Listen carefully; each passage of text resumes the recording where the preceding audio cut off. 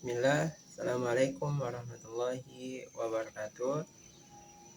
Pertama-tama marilah kita panjatkan puji syukur kehadirat Allah Subhanahu wa Ta'ala, yang mana pada pagi ini saya masih diberikan kesehatan untuk melaksanakan tugas dari mata kuliah Ulumul Hadis. Kemudian salawat serta salam semoga tetap tercurahkan kepada Nabi Allah Muhammad Sallallahu Alaihi Wasallam. Kemudian langsung saja yang pertama itu adalah hadis Hasan li Zatihi. Hadis Hasan li Zatihi adalah hadis yang diriwayatkan oleh perawi yang adil, kemudian sanadnya bersambung, kemudian selamat dari syadz dan juga illat, serta hafalannya kuat. Contoh hadisnya yaitu An-Nabi Hurairah radhiyallahu anhu anin Nabi sallallahu alaihi wasallam qala man yuridillahu khairan yufaqihu fid din, muttafaqun alaih. Yang artinya, barang siapa yang Allah kehendaki kebaikan padanya, niscaya Allah akan pahamkan agama padanya, muttafaqun alaih. Alasan mengapa hadis ini termasuk hadis sahih li zatihi, yang pertama karena takhrijnya yaitu muttafaqun alaihi, yang dimana takhrij muttafaqun alaihi adalah takhrij tertinggi di atas Bukhari dan Muslim. Kemudian yang kedua adalah diriwayatkan oleh perawi yang perkataannya dijadikan sandaran dalam pensohihan hadis. Kemudian yang kedua yaitu hadis tersebut terdapat di dalam kitab yang penulisnya itu perkataannya dijadikan sandaran dalam pensohihan hadis, serta sanadnya bersambung dari sampai dengan Nabi Muhammad SAW. Kemudian hadis yang kedua yaitu hadis sahih li ghairi. Hadis sahih li ghairi adalah hadis hasan li zatihi yang memiliki jalur yang banyak. Contoh hadisnya yaitu An Muhammad ibni Amr An Abi Salama An Abi Hurairah radhiyallahu anhu anin Nabi sallallahu alaihi wasallam qala laula an asyqa ala ummati la amartuhum bisiwak inda kulli shalah. Hadis riwayat Tirmizi, yang artinya seandainya tidak memberatkan bagi umatku, niscaya aku akan memerintahkan kepada mereka untuk bersiwak setiap kali ingin sholat. Hadis ini termasuk hadis hasan li zati sahih li ghairi karena alasannya yang pertama itu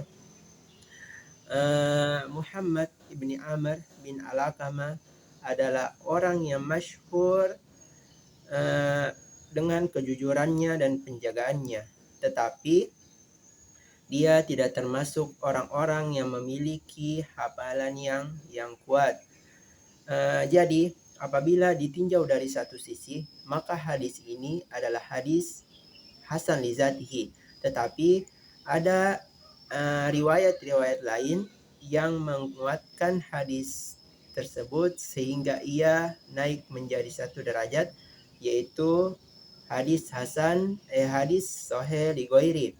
Hadis yang menguatkannya atau riwayat-riwayat yang menguatkan sehingga hadis tersebut naik satu derajat, yaitu hadis Bukhari nomor hadis 887 yang berbunyi An Nabi Hurairah radhiyallahu anhu anin Nabi sallallahu alaihi wasallam qala laula an asyqa ala ummati la amartuhum bisiwak inda kulli shalah, muttafaqun alaih. Dan juga hadis Imam Ahmad nomor hadis 7513 yang berbunyi laula an asyqa ala ummati la amartuhum biwudu'in inda kulli shalah wa ma kullu wudu'in bisiwak, sehingga hadis-hadis tersebut menguatkan hadis yang tadi sehingga ia naik menjadi satu derajat.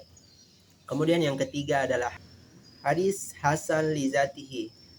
Hadis hasan li zatihi adalah hadis yang diriwayatkan oleh perawi yang adil, kemudian sanadnya bersambung, kemudian selamat dari syadz dan juga illat, tetapi hafalannya itu kurang. Contoh hadisnya yaitu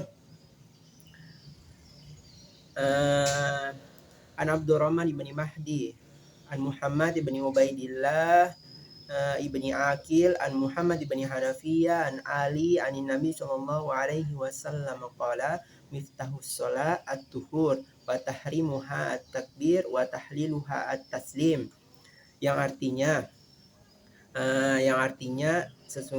pembuka sholat, segala sesuatu di luar sholat yang mengharamkannya itu adalah takbir dan yang menghalalkannya itu adalah salam.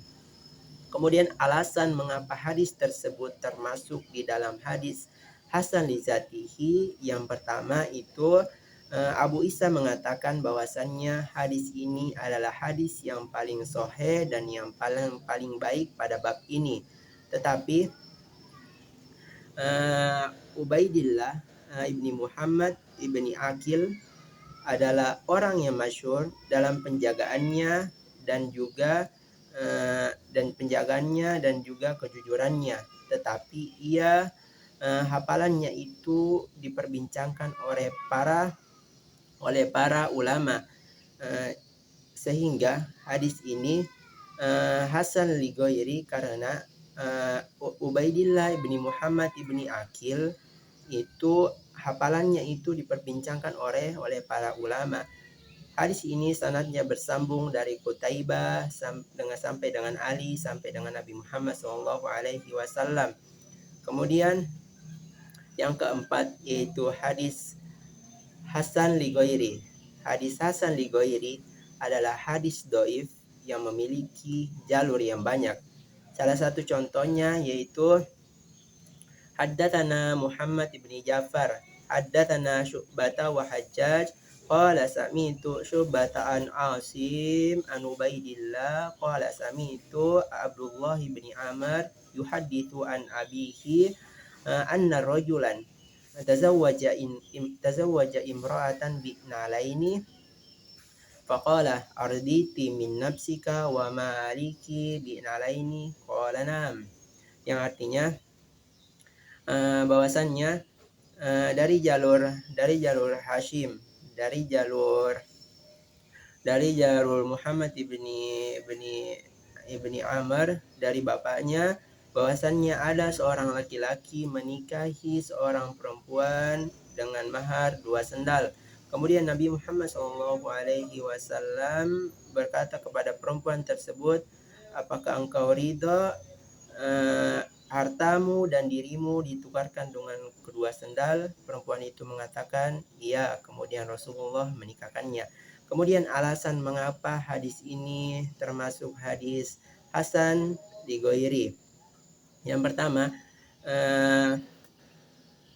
Hashim adalah orang yang buruk hafalannya, sehingga apabila ditinjau dari satu sisi maka hadis ini hadis dhaif karena Hashim itu termasuk orang yang buruk hafalannya. Tetapi ada jalur-jalur yang lain, riwayat-riwayat yang lain yang menguatkan hadis tersebut sehingga ia naik satu derajat menjadi hadis hasan li ghairi, yaitu hadis yang diriwayatkan oleh Aisyah, kemudian hadis diriwayatkan oleh Umar, dan hadis yang diriwayatkan oleh Abu Hurairah.